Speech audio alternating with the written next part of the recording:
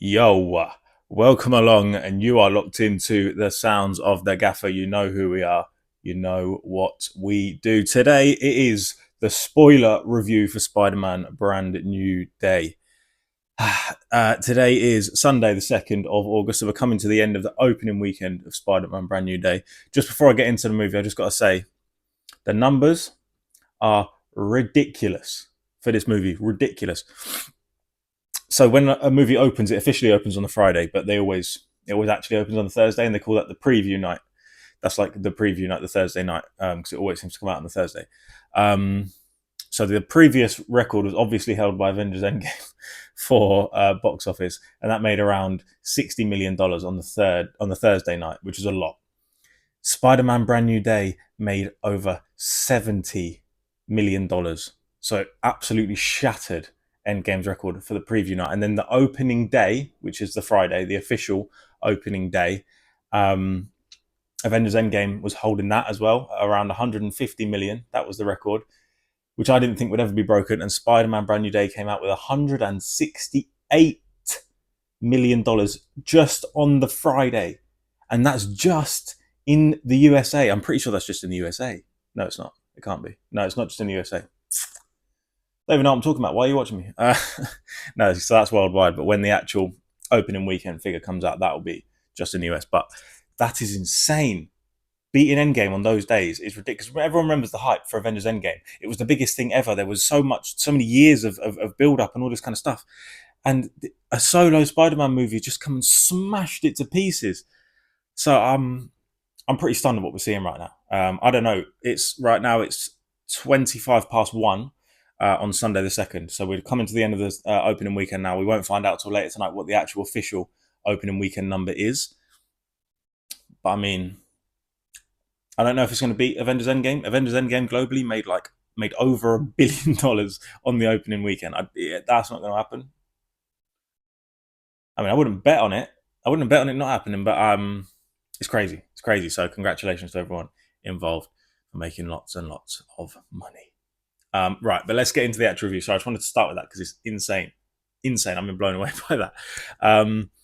So I did a non-spoiler review the other night, but I'll go over some thoughts again.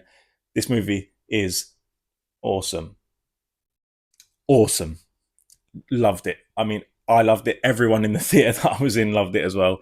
We don't. It's not customary to cheer in the UK in the cinema, but people were hooting and hollering all the way through it, and it was great. So yeah, I really loved it. Now I've had time to sit with it. I mean, I actually am more impressed by it than when I came out of it the other night because I was tired. I'd been up. It had been a long day, and I didn't get out of the cinema till about midnight. But it was crazy. Obviously, this is a spoiler review, so I'll go into some details. The first one, the big thing everyone's been talking about was Sadie Sink's character, and she, of course, was Jean Grey. It was the worst kept secret in Hollywood, as it always is with these Marvel movies. But yeah, so that's our first official X Man in the MCU, and that was Jean Grey. She was really good in the role. Really liked her. I think they portrayed her powers pretty well. She is very clearly shown as a formidable force, which she is. Everyone who knows about the X-Men knows that Jean Grey is no joke. So they really kind of put that across. Obviously, at the end, they kind of left it ambiguous to where she's going to end up. They didn't do any other X-Men stuff, which I think is fair enough because it's a Spider-Man movie. Over the years, I've come not to expect to get that kind of stuff, get too excited from a character appearance. But obviously, we're going to be seeing her again soon. There's been some casting for the X-Men movie that's going to be coming up. I don't actually know when it's coming. I think it's after Secret Wars, but so that's going to be interesting. I'm excited to see her back. But yeah, we got confirmation it was in fact her. That was a big moment in the cinema because obviously some people who aren't clued up on the rumors didn't know. So when her name came up on the computer, popped off. Yeah, so there was that. I mean, I thought Spider-Man's journey, it was a bit more grown up. I really enjoyed seeing him like this, a bit more of an adult, dealing with some heavy stuff. He's basically just alone in his flat. His missus has moved on, got a new fella. It's peak times for Mr. Spider-Man out here. But yeah, I thought he played it really well. I thought the spider mutation thing was really cool. When you see Spider-Man, he was playing. It was like he was in GTA when the thing took over. His eyes went black. He started doing doing Scorpion like he was the Hulk, smashing him about, throwing him into the police car. Yeah, he was like, he got 5 stars on GTA for that. It was brilliant. I love seeing that. So that was good. The new suit was good. The action was good. The swinging, the web swinging. I just, yeah, everything about that. Every fight. I mean, the where they're chasing the tank through the streets of New York and he's swinging everywhere. He's jumping. Really, just top tier action choreography. And then that part also introduced us to Frank Castle, the Punisher. Now, listen, every interaction Frank Castle, John Bernthal, the Punisher had with anyone was just gold. I thought anyway. I thought the interactions with Spider-Man were really good. It was kind of like that same dynamic he had with Daredevil back on the Netflix days, but it was a bit more. Like, I feel like Spider-Man's a bit more light-hearted, a bit more jokey with it, right? Whereas Daredevil is a bit more like serious. He's like, we got to be good. You know, you got to be a good person. We got to do all this stuff because it's righteous. Whereas Spider-Man's a bit more kind of jovial with it, and I thought they had some really, really funny moments with it. At the moment in the hospital where John Bernthal got caught napping. Yeah, got caught napping. If you know about that, John Bernthal don't trust people who take naps, but if you know about it, you know. So that was funny. That moment in the hospital was great. Anytime they're on screen together, it was just funny. Unexpectedly though, the dynamic I thought with the Punisher that was the best was the dynamic he had with MJ Zendaya. I thought their interactions were really funny. I actually could have sat there and watched 10 or 15 minutes of them two just bouncing off each other. I thought that was really funny.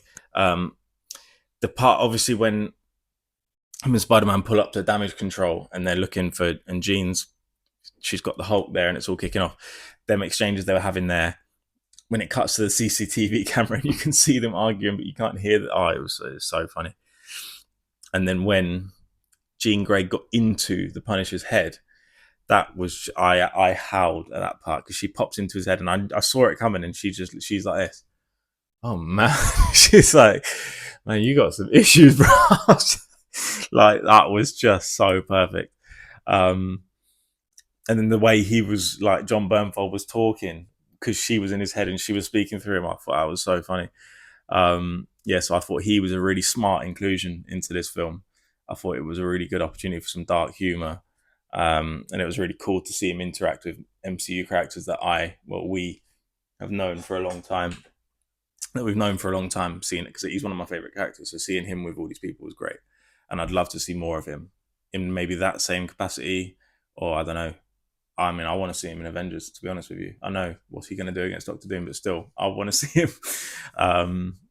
So I really like that. Obviously, Mark Ruffalo's in it as the proper Hulk, the real Hulk. In fact, probably the most Hulk we've seen in the MCU since Mark Ruffalo took the role.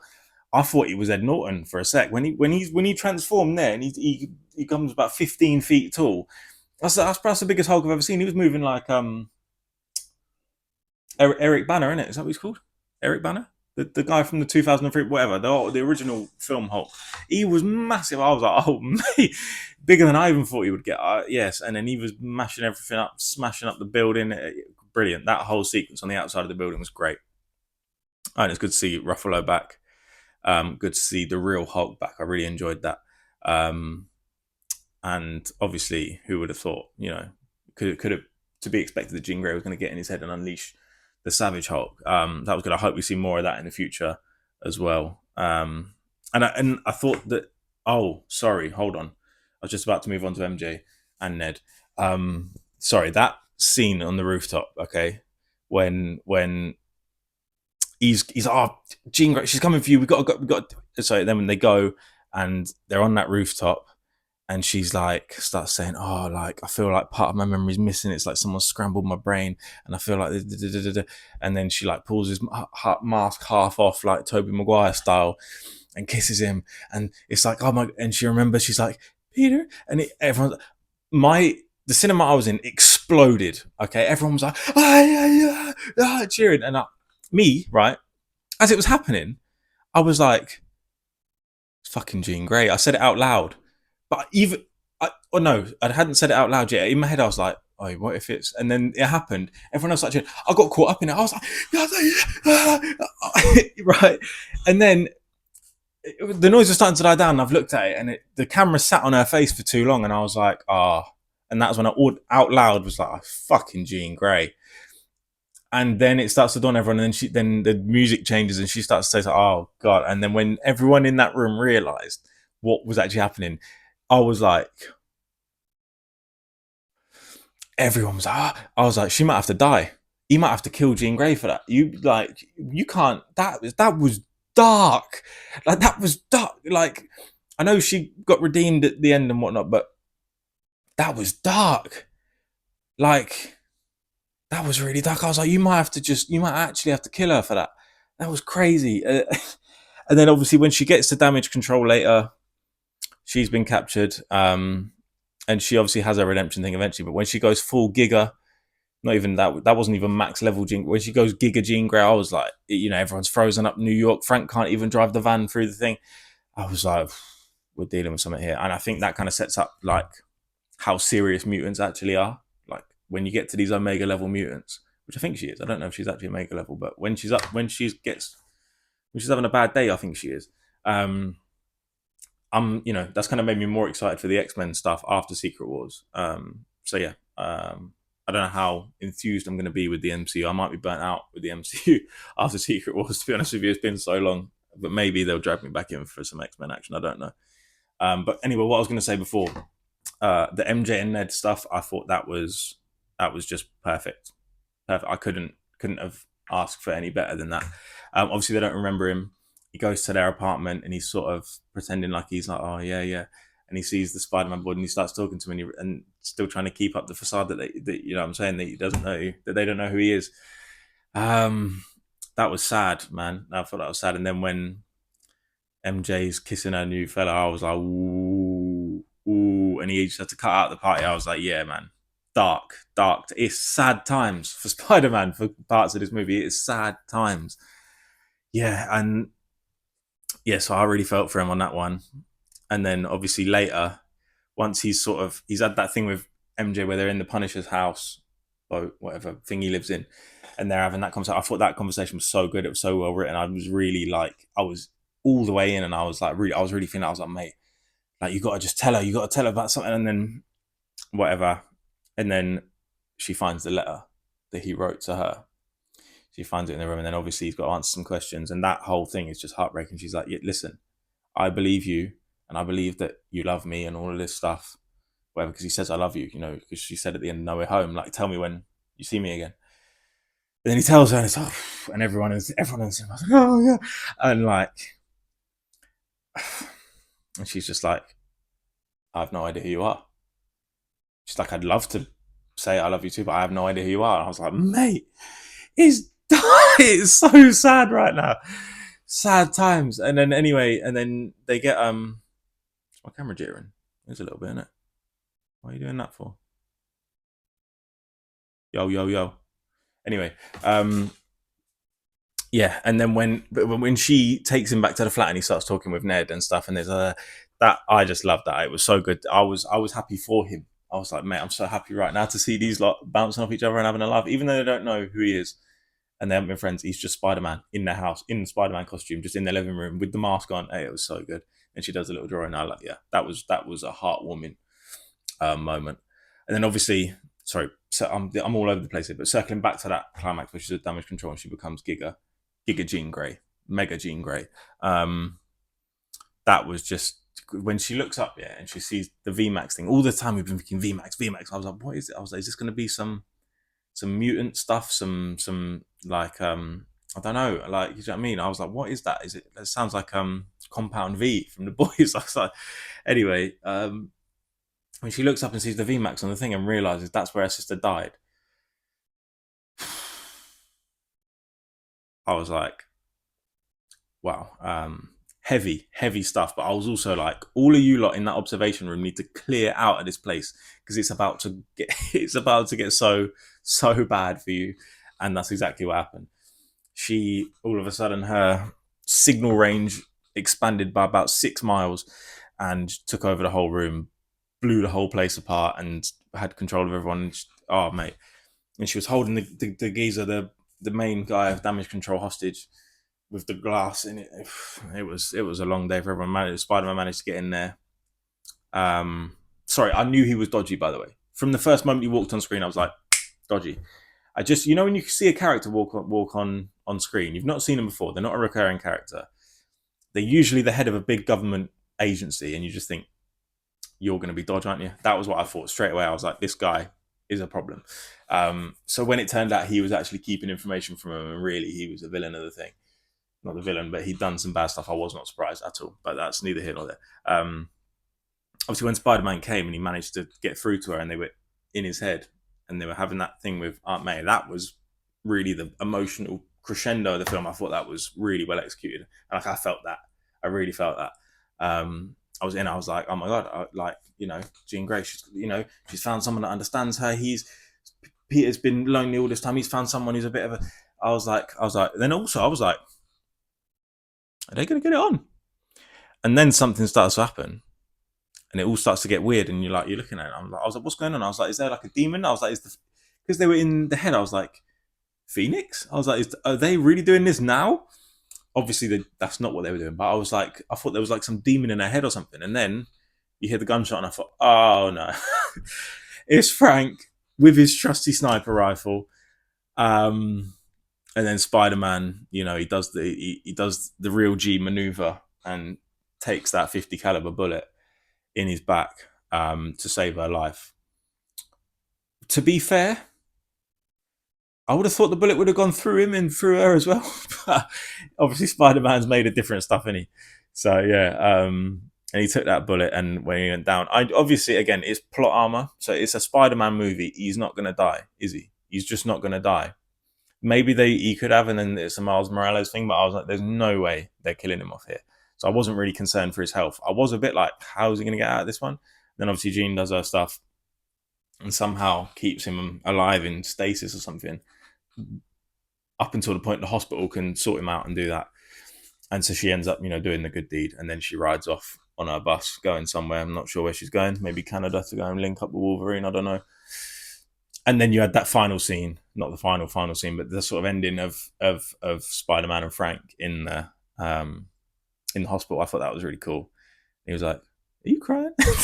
And that's one of the rare times you see the Punisher laugh, and I love that. I love seeing him laugh a bit because he's a sad guy. He's been through the trenches as Mr. Frank Castle. So anytime I see him laugh, I love seeing that, and it was that really good banter between them two. And I'd love to see more of them two together. Like, I could genuinely just watch them two joke together.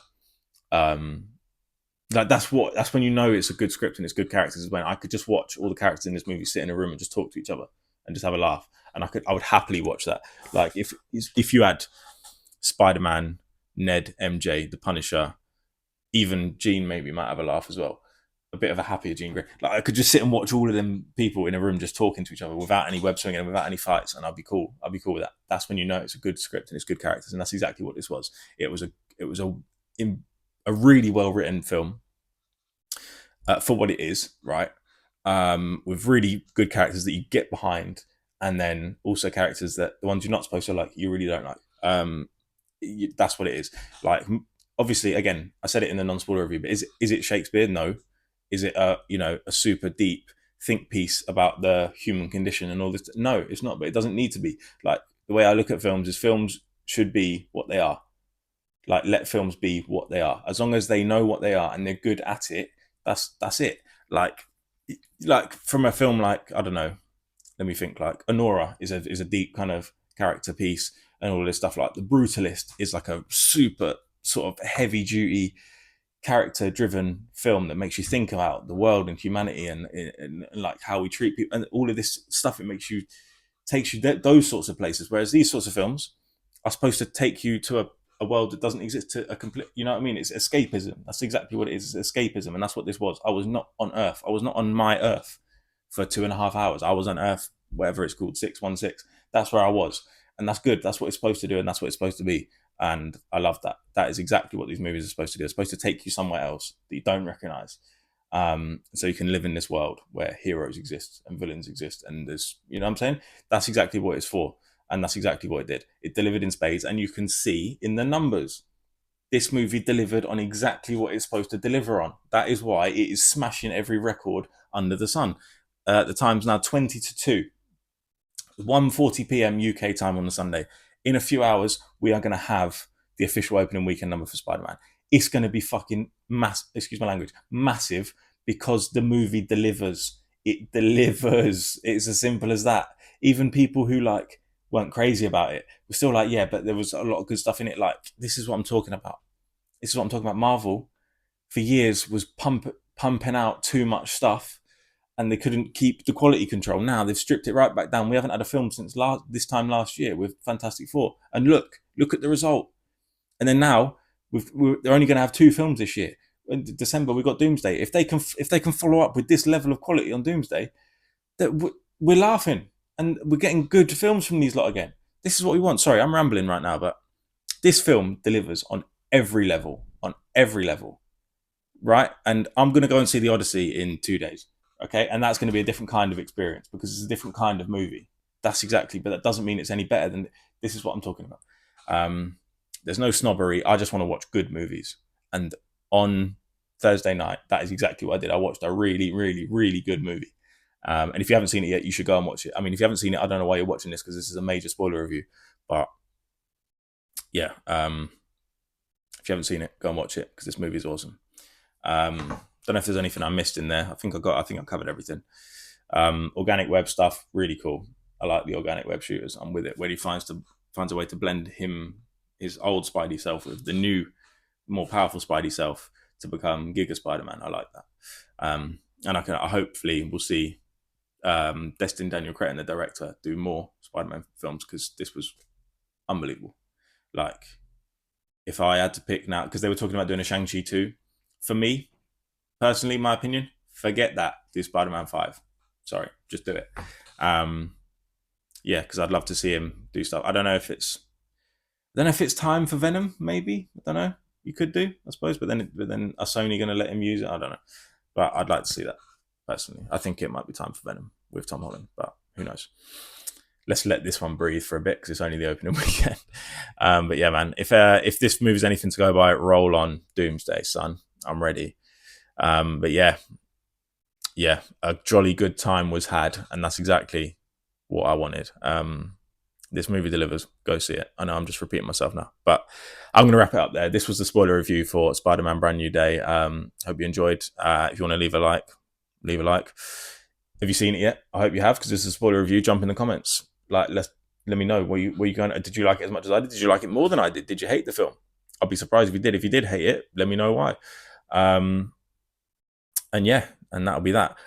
Very soon there will be an Odyssey review coming. I haven't seen the film yet because I'm going to 70mm IMAX, and the earliest ticket I could get for the film was the 4th of August, which is this coming Tuesday. It's that there's only 3 70mm IMAX screens in the UK, and they were almost sold out instantly. So I had to, the only seat I could get that was in a decent position was on the 4th of August. So that's when I'm going. So they'll have a proper review for that. Obviously, that's not the kind of spoiler film, so I'm just going to talk about that film as I will.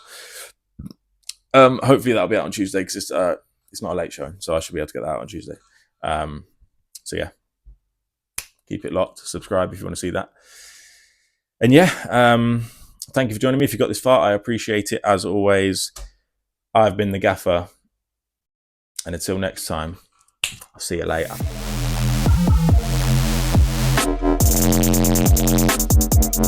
Remember the gates like 4 with a hammer.